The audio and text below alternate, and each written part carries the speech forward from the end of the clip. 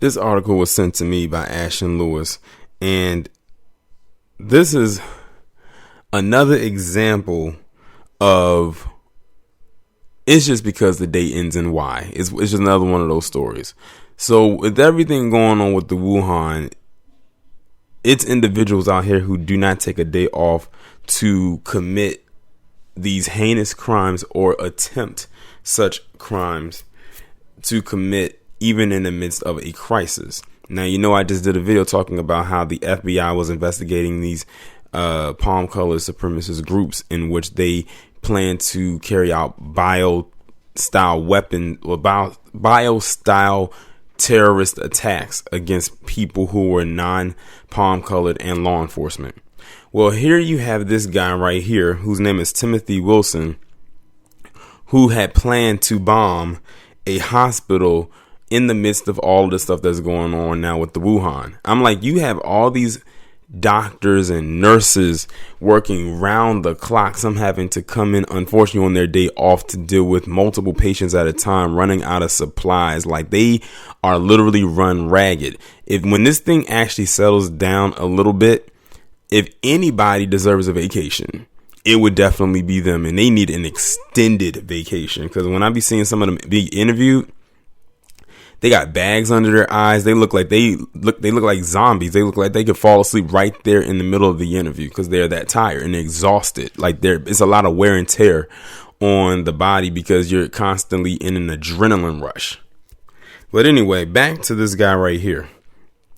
Timothy Wilson, he planned to bomb a hospital in the midst of this crisis, but luckily for the hospital, he was caught and killed before he could actually carry out his plan. So I'm going to go ahead and read this article that's coming from heavy.com. Timothy Wilson, a man who died in an FBI shootout in Belton, Missouri, was planning to bomb a hospital providing critical medical care during the current Wuhan healthcare crisis, according to a statement from the Federal Bureau of Investigation. Wilson felt compelled to act when the Belton mayor issued a stay-at-home order to deal with the Wuhan outbreak. The informant, Nick R. Martin, has unearthed social media posts he says were made by Wilson on Telegram channels using the handle Werewolf84. According to Martin's research, Wilson was an admirer of the 1980s terrorist group The Order.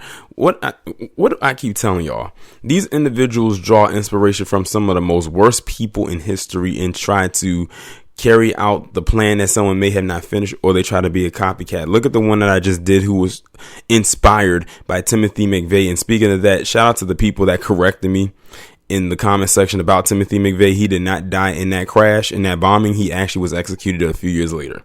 And I should know that, because when I did my White History Month a couple years ago, that was mentioned in there. But I've done so many videos, so over time you can't forget. So there's that. And was linked to two active neo-Nazi organizations, the Nationalist Socialist Movement, also known as NSM, and Vorherschaft Division VSD. That sounds Russian. The Elon University computer science professor Megan Squire helped Martin with the research. According to Martin, Wilson was active on Telegram on Tuesday, March 24th, writing that he thought the government was using the Wuhan as an excuse to destroy our people, adding Mark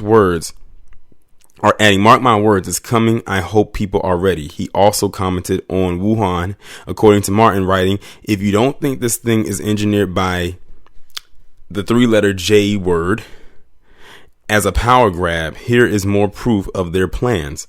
That three-letter word have been playing the long game, and we are the only ones standing in their way.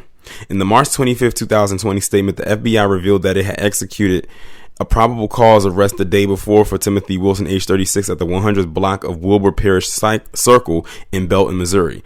That action came at the conclusion of a long-running domestic terrorism investigation.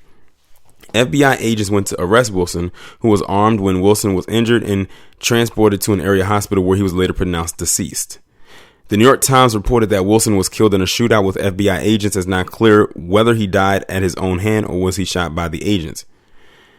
Let's see. Now they have the little what you need to know part. The first one says Wilson accelerated his plan due to the current health crisis and wanted to inflict mass casualties.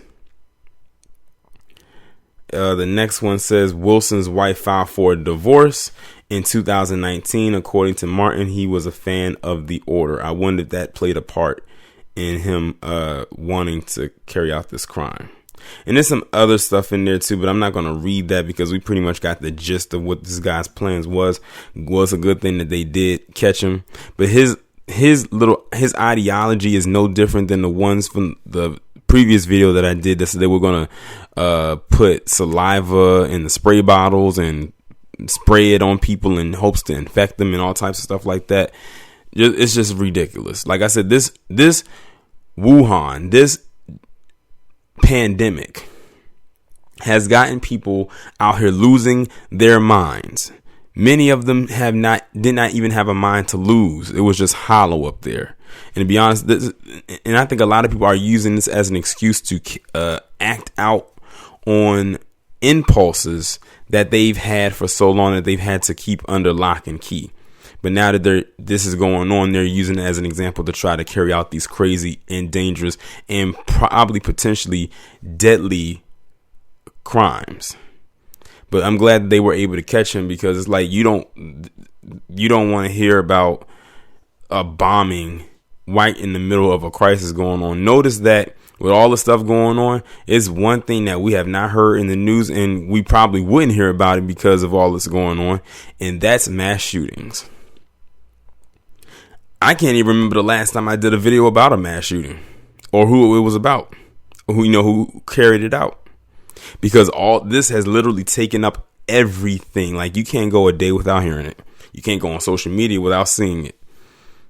So, yeah, I'm glad they caught this guy, this Duck Dynasty looking reject. But y'all let me know what y'all think about this down in the comments. Like, share, subscribe. Make sure you follow me on Twitter if you have not done so already. Have your notifications turned on, and I will talk to you in the next one.